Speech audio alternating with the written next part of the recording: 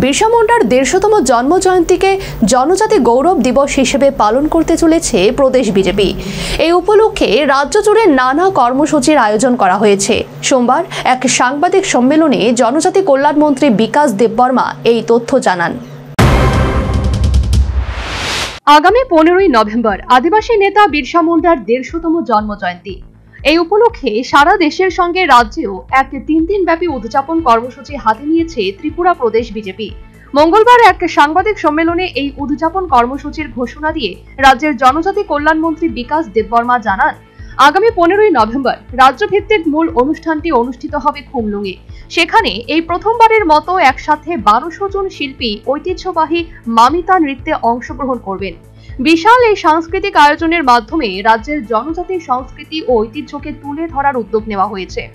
বিকাশ দেববর্মা আরো জানান, ১৩ থেকে ১৫ই নভেম্বর পর্যন্ত রাজ্যের বিভিন্ন জেলায় শোভাযাত্রা, সাংস্কৃতিক অনুষ্ঠান ও জনসচেতনতামূলক কর্মসূচি পালনের পাশাপাশি বিভিন্ন জেলার সমাজপতিদের সম্মাননা জানানো হবে।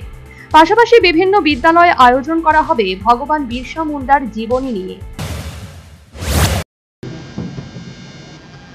আমাদের ১৫০ বছর পূর্তি উপলক্ষে আমাদের সরকারের তরফ থেকে আমরা বিভিন্ন কর্মসূচি হাতে নিয়েছি। যেমন ডিস্ট্রিক্ট লেভেলে প্রত্যেক একলব্য স্কুলের মধ্যে ভার্চুয়াল মিটিং হবে এবং আমাদের স্টেট লেভেল প্রোগ্রাম হবে আমাদের খুমলুঙে। এই আমাদের ভগবান বিরসা মুন্ডার যে জন্মদিন উপলক্ষে আমাদের খুমলুঙে বড় প্রোগ্রাম হবে। এই ঐতিহাসিক কোনোদিন আমার ত্রিপুরা রাজ্যের মধ্যে একসঙ্গে মামিতা ড্যান্স ১২০০ জন একসঙ্গে মামিতা ড্যান্স করবে, এটাই আমাদের ত্রিপুরা রাজ্যের মধ্যে কোনোদিন হচ্ছে না।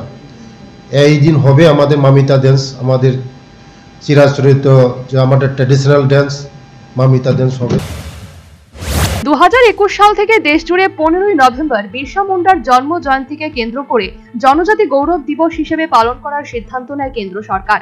আদিবাসী সমাজের এই মহান নেতা ব্রিটিশ শাসনের বিরুদ্ধে সংগ্রাম করে চোটনাগপুর অঞ্চলের মানুষের অধিকার প্রতিষ্ঠার লড়াইয়ে নেতৃত্ব দিয়েছিলেন। Bureau report, news vanguard.